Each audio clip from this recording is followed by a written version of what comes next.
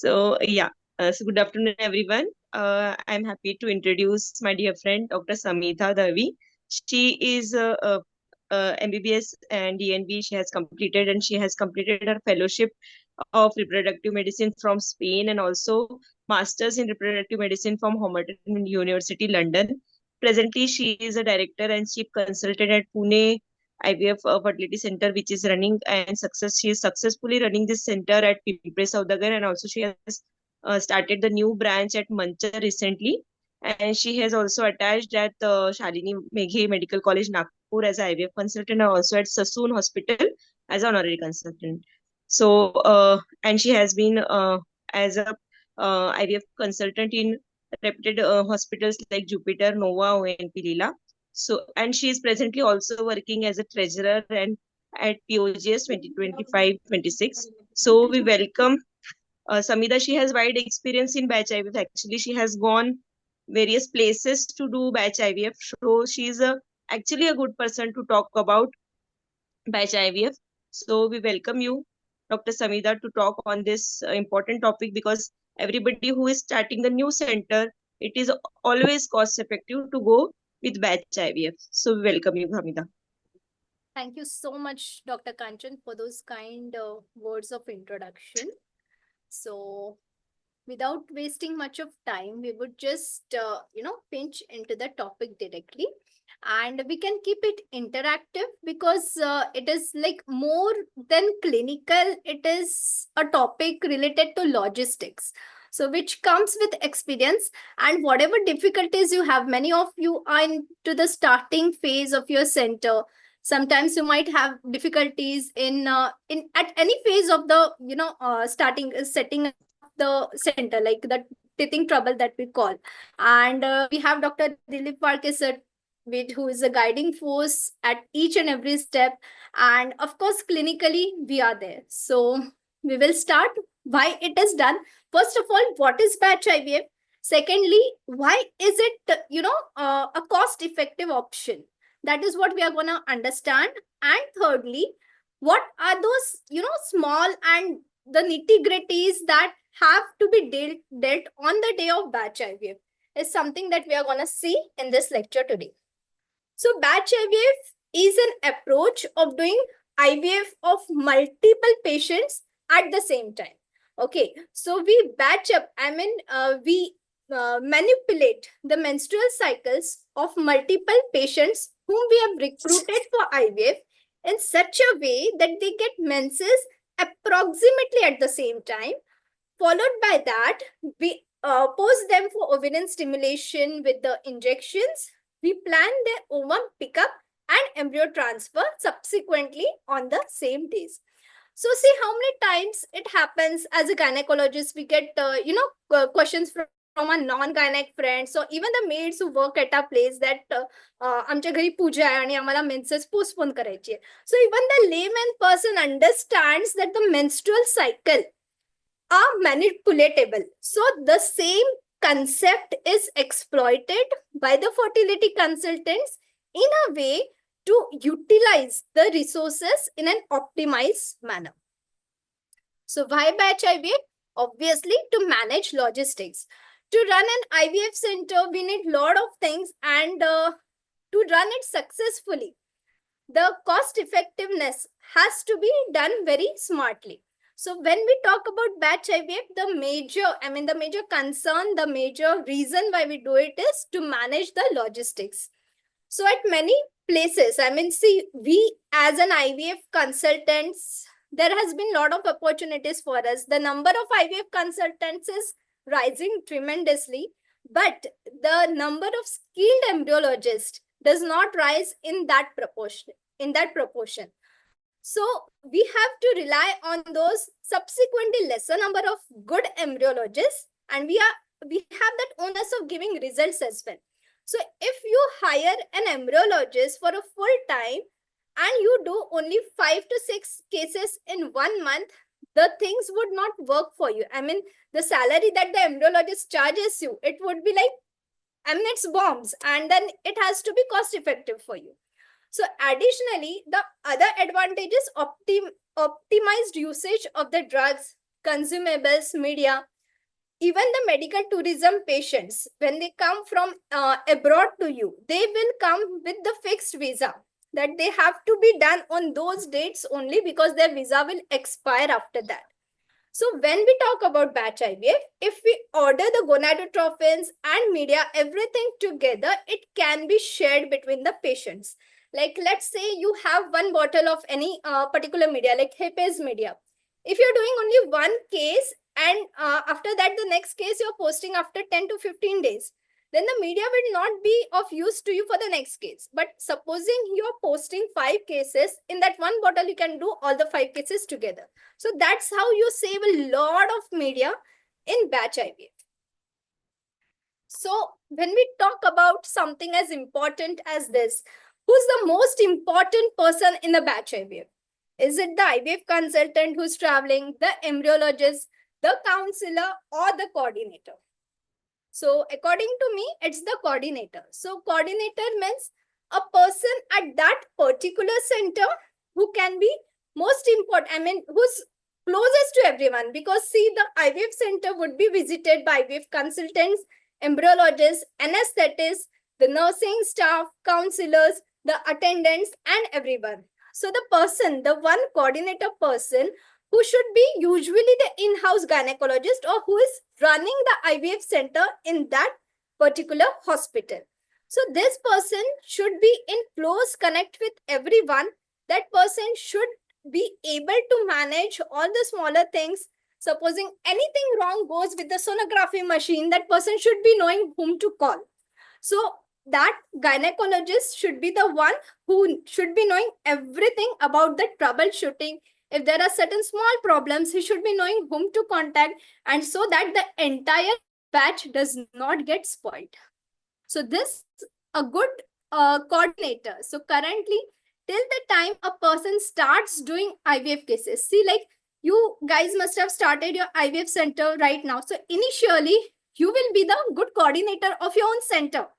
As the day progresses, as the number of cases increase, and as you gain confidence and the 3 years ka experience as per the ART law, you would be doing the IVF cases of your own. That means at that time you will be the IVF consultant of your own center. So how frequently can you conduct the batch IVF? So obviously this depends upon the workload of your center. It could be either once in a month, it could be even twice a month, or it could be even like one batch in 2 months. So that is in alternate months. So all these things depend upon what is the load of your center and how busy your center runs and how good you are at counseling and recruiting the patients for IVF. So usually what I've seen is once a month batch gives better time of calculation and there is no overlap between 2 batches. Many a times I've also seen that some centers, even if they have good load, they do the things in batches, because instead of doing batches, instead of doing cases once in every 3-4 days, they batch the cases together and they do it 2 times in 1 month. So in that way they save more on media. So how many patients should be there in one batch? So if you have just the conventional incubator, it's better that you do not more than 5 patients per incubator for the conventional ones. And if you have the benchtop incubators, you can plan to do more number of cases. Why? Because the conventional incubator, once you open it, it takes around 3 to 4 minutes to reset to its previous values, the set values of CO2 and everything. So once you open, so you cannot keep on opening and closing the incubators frequently. Therefore, 5 is a decent number for conventional box type incubators. So if you have benchtop, obviously you can take more number of cases because it resets and it goes back to the original CO2 concentration very quickly. Now talking about how many egg retrievals can you post on one single day? So usually it is said that not more than 8 egg retrievals should be done. But that again depends upon the expertise of your embryologist and your own expertise too.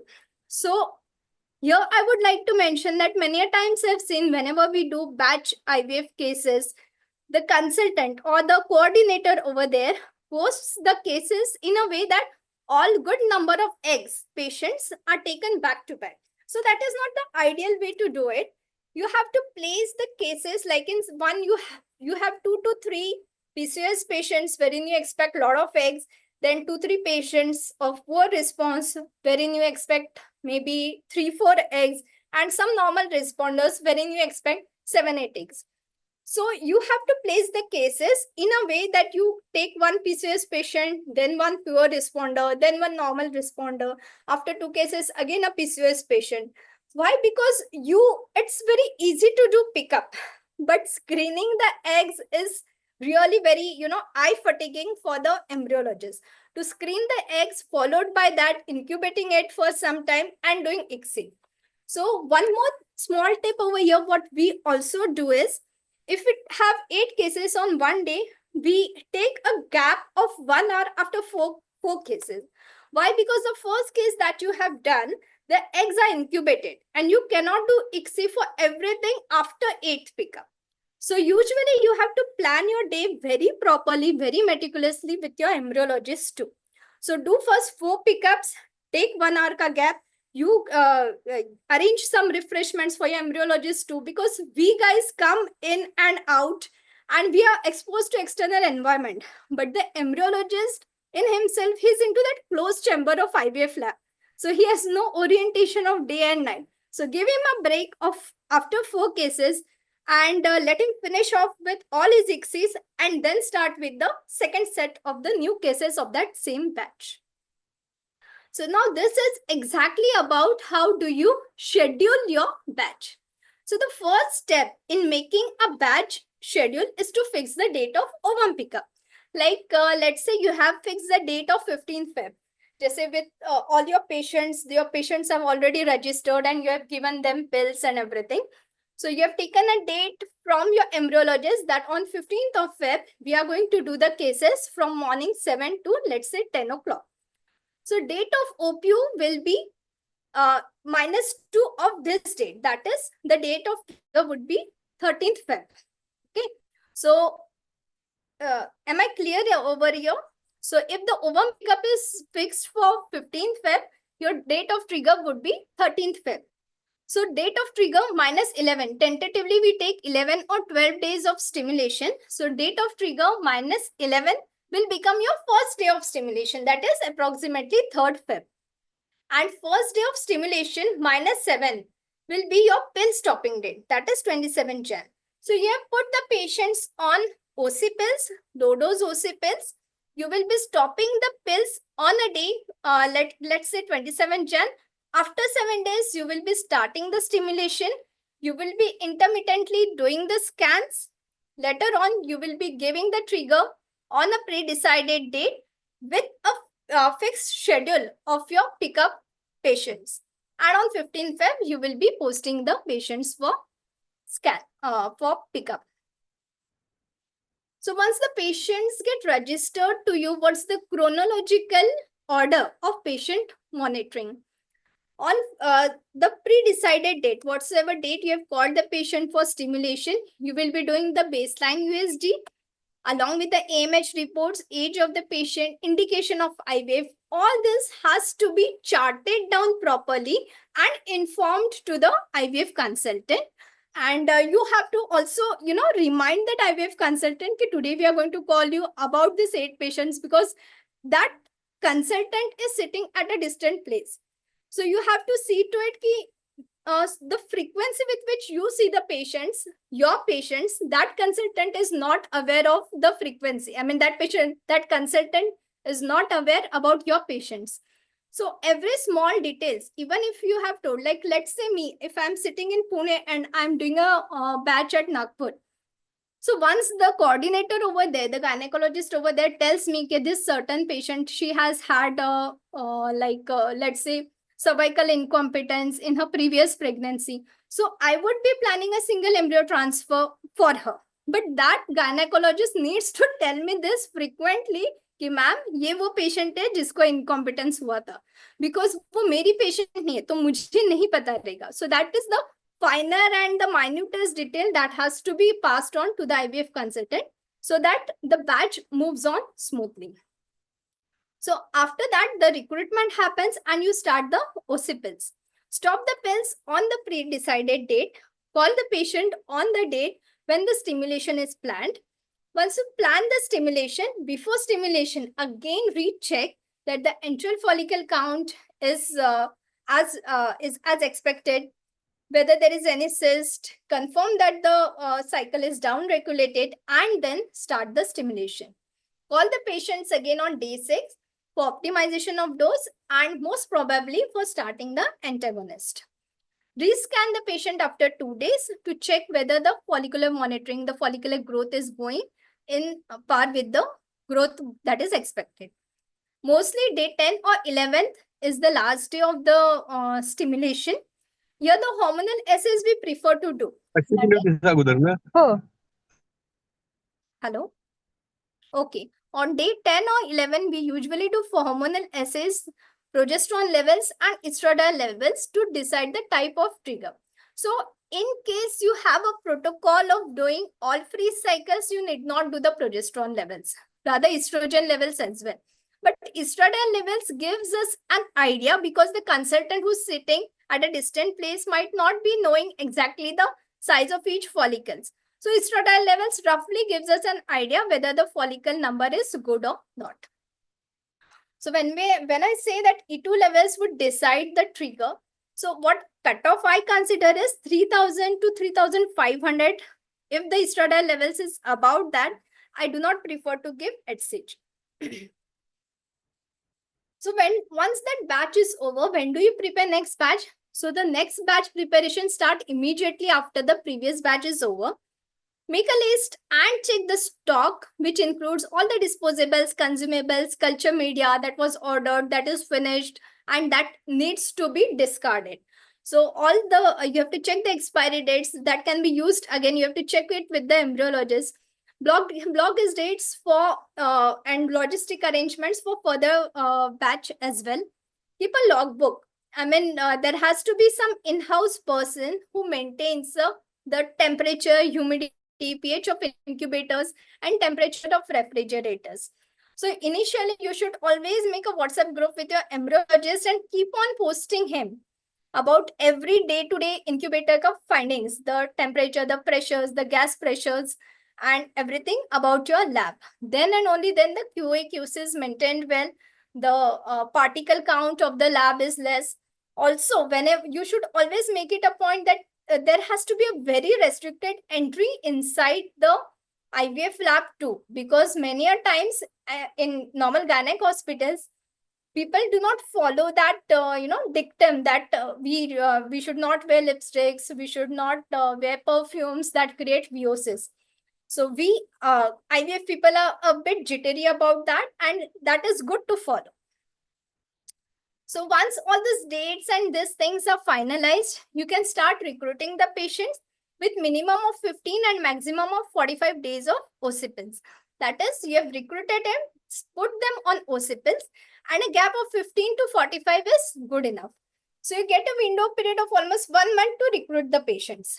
Then calculate the dose of gonadotropins.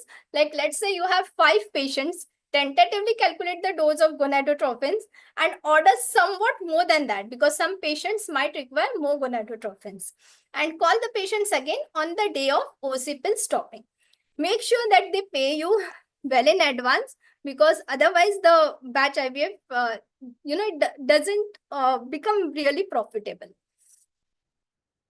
Then cleaning of laboratory and maintenance of incubators. So ideally incubators should run 24/7. There is a confusion about this in a lot of centers. Many people think incubators can be switched off in between the batches, but that is really not ideal.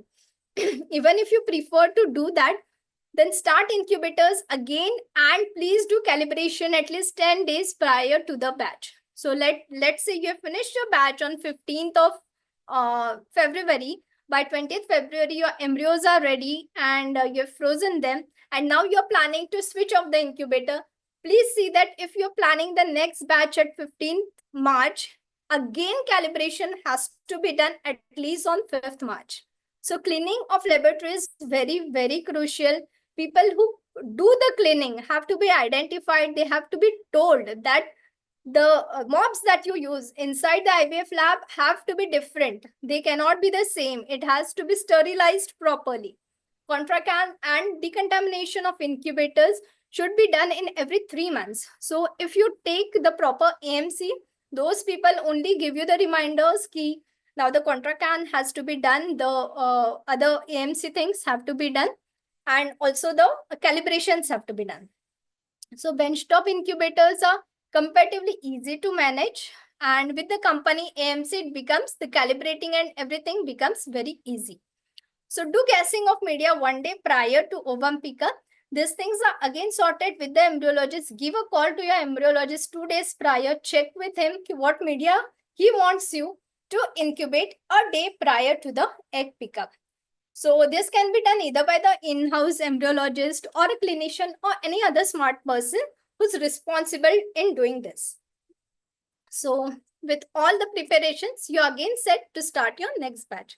So most importantly is whenever you make a list of all the things that have, the stock list, see to it that the stock that has long expiry, you can order them at a bulk so that you get a better rate for them. The stock that has a closer expiry, a short half-life, those things have to be ordered just 2 or 3 days prior to the batch.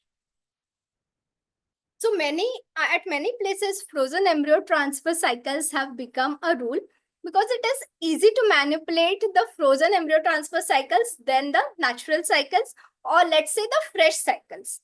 So what happens many times in fresh cycles, even if the embryos, on the day of embryo transfer, if the endometrial thickness is not that great enough, we have to transfer the embryos.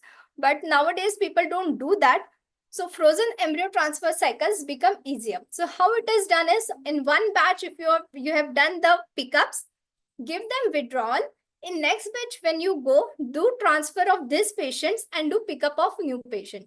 So in 1 month, you do pickups, the same patient you do transfer in next month, that way. So ovum pickups can be clubbed with FET cycles. It's easy to do that. Patients are recruited for FET cycles with same number of occipits. Like if supposing you have done a batch in February and you do not have patients for March, you can post the same patients in April. So start them on occipits and give them a date to stop the occipits, which will be pre-decided by you and your embryologist. So after pill-free period of 7 days, they are started with estrogen from second day of their menses. And this E2 treatment can be given for a period of 15 to 20 days in a step-up fashion. Call patients again 6 days prior to your batch IVF date. Just check once the serum progesterone levels. And the formula for starting progesterone for FET cycles is the day of embryo plus 1. That is, if you have a policy of doing blast transfer, that means your embryo is 5 days old. So you will be giving progesterone for 5 days and doing the transfer of blastocysts on 6th day of progesterone. Usually PGT is the need of our with girls getting married at late age. Many times in city like Pune, we get patients with age more than 35, 36. And with the advancement of laser unit and trained embryologists, this can also be done in batch IVF patients. So this was all goody about batch. Are there any disadvantages about batch IVF?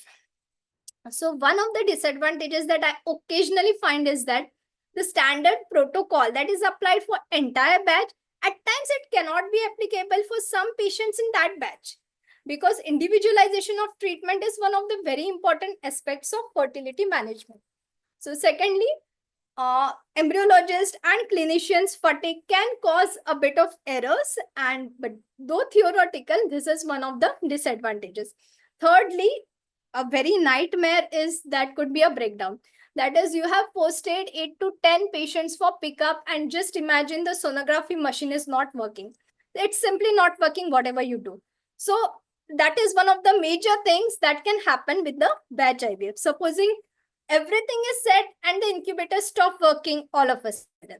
So this is something that is scary about the batch IVF thing.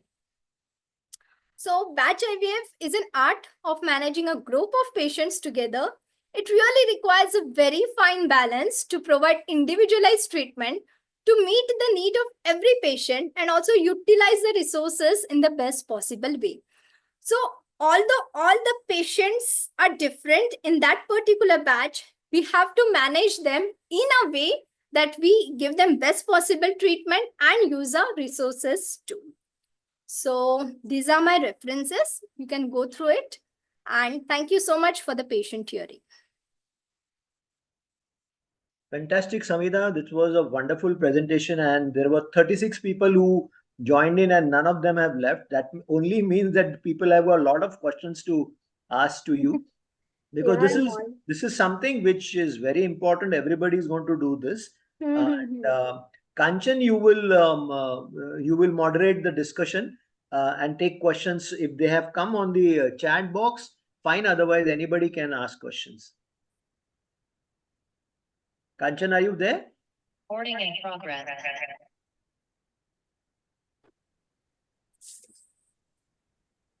So, yeah, somebody is asking. Is somebody there?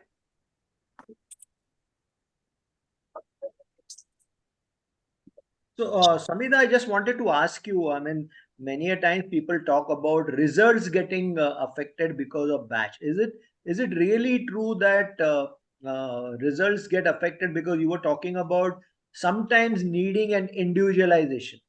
So how many times have you faced a situation wherein, supposing there were 8 cases and there were 1 or 2 where it was doing a batch wasn't a good idea? So what I suggested, so 1 second. One should have a sec. There's a going of this 1 second. तुझं एक बंद कर समीदा को. हाँ मी तेच करते. I leave one.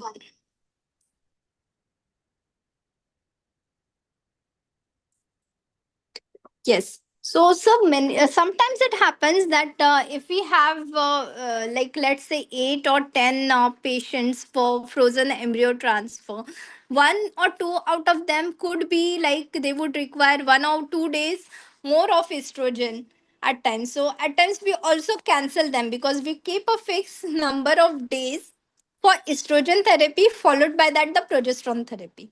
So day of progesterone is fixed. की आज प्रोजेस्ट्रॉन सुरू करायचंय तर करायचंच आहे.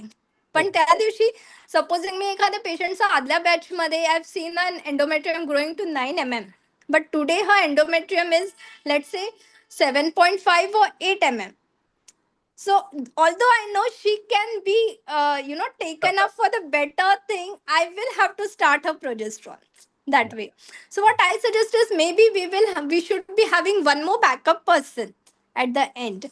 Like 1 or 2 people in the FET cycle, if they are not going with the sync, we might have one more IVF consultant, because that person will not come again after 2 days for that one transfer. Correct. But then have there been any study to say that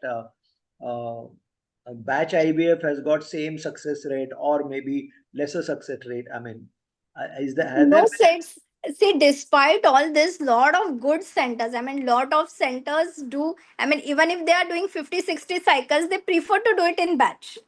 Yeah. So the reason being, with batch things go really well, because the results don't get affected, as I've said, in those maybe 5 to 7% of patients who need somewhat more individualization. Maybe then that patient can be taken in next cycle with a proper planning more. Correct. That way. There are 2 questions. One is from Dr. Kandare. Withdrawal bleed, or we can start on day 7 stimulation straight away. Kandare, yes, I got the question. Yeah, I got your question, Kandare sir. So basically we can directly start the stimulation because withdrawal bleeding you will be getting as it is, and that withdrawal bleeding would not be very much. The withdrawal bleeding would be just like spotting or very minimal bleeding. So you can, as I've said, you can plan your batch even with 15 days of OC pills. 15 days, supposing on 15th February you're stopping, directly start the patient on stimulation on 7th day after stopping the pill. You need not wait for a proper bleeding as well. At times patients will get, at times patients will not get. That's okay. Because that proper washout period is important for the gonadotrophins to act well. Right. That way. There's one question from Abhilasha who says E2 and progesterone levels for ovum pickup and embryo transfer. Its significance, any level for postpone. Yes, for postponement. So, Dr. Abhilasha, thank you for your question. So, E2 and progesterone levels I have mentioned because some centers still do the fresh embryo transfer things. So, progesterone level on the day of trigger, if it is more than 1.2, which is most of the times is, then you cannot plan your fresh embryo transfer in that particular cycle because the progesterone levels have already gone up. That means a window of implantation will already go out of phase by the time your embryo will be ready. So that is the importance of doing progesterone levels. And secondly, estradiol levels. If you are very good at scans, if you're very confident in your scans, you need not do also. But if the consultant who's sitting at a distance, he wants to understand that you are telling over here 7 to 8 follicles, although you're showing it on video, video consultation and everything. But at times that consultant really does not understand whether there are 7 follicles or there are 14, 15 follicles. So estradiol levels help us because tentatively 150 to 180 picogram per ml is the estrogen secreted by one mature follicle.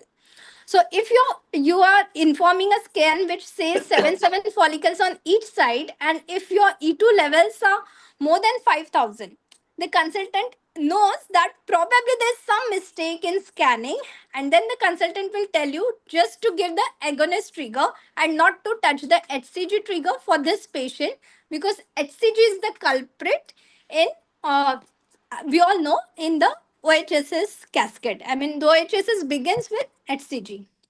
Right. That is the reason we do E2 progesterone levels. And Samita, you can also read a question from DKG. DKG Okay. Who's DKG? Naam batao. Anyway, the question is, ma'am, Yeah. patient came on day 10. Day 10 of cycle, and if batch starts on 20th Feb and on 10th Feb, her periods is 10th day. Okay, I mean, you mean to say that patient has just come 10th day, 10 days prior to your batch. So, ideally, you should not be taking this patient. Or secondly, if sometimes people also give a low dose estrogen level for 9 days and then check the patient again on the day of starting the stimulation. Like, let's say your batch starts on 20th Feb and the patient comes to you on 10th Feb. So ideally, though, she is not to be taken, but you can try with OC pills once. And you can check again if there is any dominant follicle, do not take that patient. Correct. So, Dr. Munde asks, what is the dose of OC pills? And Dr. Margi is asking, instead of OC pills, can we use progesterone withdrawal? So, these two questions. Yes, if I mean the patient has come to you whose cycles are already that patient is expecting a cycle near your date of this thing, you can very safely give the patient directly the progesterone withdrawal. That is, the patient has visited you today and your batch starts after 10 days. You can simply give 5 days progesterone and pull that patient for the next batch. OC pill dose is 30 microgram of estrogen. So anything low dose, that is Novolon or Femilon, is good for our patients. Not the high dose ones like The overall GA and even the overall G, overall L becomes thoda more here. right. Any more questions? Ma'am, maximum how much dose of Novolon we can give to the patient? As I've said, minimum 15 to maximum 45 days. Okay, ma'am. Thank you. And Most welcome. Dr. DKG, you have to tell us your name. Sir, Dr. Kirti Gupta. Okay, fine. Sir, I was a panelist in AMISCON. Oh, right. Oh, I remember. nice. So how Yes, are sir. I'm not very confident doing batch IVF, but was very much interested. So was attending this. This is Yeah, nice, ma'am. Thank yeah. you so much. Yeah. She's got an experience of doing several batches now. So all Yes, sir. that is there in her presentation is after having gone through it and after having made mistakes there, and after having learned from all those mistakes. So this is an Yes. experience to you of so many batch IVFs done by Samida. So Ma'am, that's can I have your number, please? In case if ever I get stuck. No, no problem. You can take it from Varkes sir. Varkes sir is always there to help. No problem. no problem. Okay, sir. Vaki, sir, I am going to message you. Please, sir. Yeah. I'll Yes. definitely give you a number. No issues at all. No problem. Thank you so much, sir. Thank you, Most ma'am. welcome. Most welcome, ma'am. Where do you practice, Dr. Kirti, ma'am? Ma'am, I am in Kanpur, Krista Oh, IVF. So okay. at times it happens that we need to go somewhere, and so I was just thinking to let's start with batch IVFs twice a month. We can do that. So that's That's a why. good idea, actually. Yeah. Yes, ma'am. Sorry. Thank you so much, ma'am. Yeah. Thank you so much. Thank you, ma'am. I Thank you, think sir. there is a question which has come from Pallavi. Just a moment. I'll take that question. Can you read it, Samida? Yes, sir. Uh, do you do apple bomb score in ET or only on blood reports of progesterone you start progesterone? Yes, this is a good question. Apple bomb score should always be done in ET cycles. And see, progesterone level is different. Progesterone level, I mean, even if the apple bomb score is good, apple bomb score refers to the blood circulation, the blood flow studies of the endometrium, the Doppler and blood flow studies. So even if the score is good, your progesterone can be out of phase. So many a times I've seen a very good blood flow, but despite that, the progesterone level that I consider for FET cycles is 1. So if the progesterone is more than 1, then that means your endometrium has gone out of phase. Your endometrium has gone out of that window of implantation ka phase. So both the things are important, of course.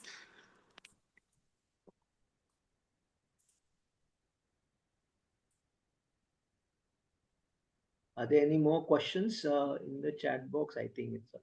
No.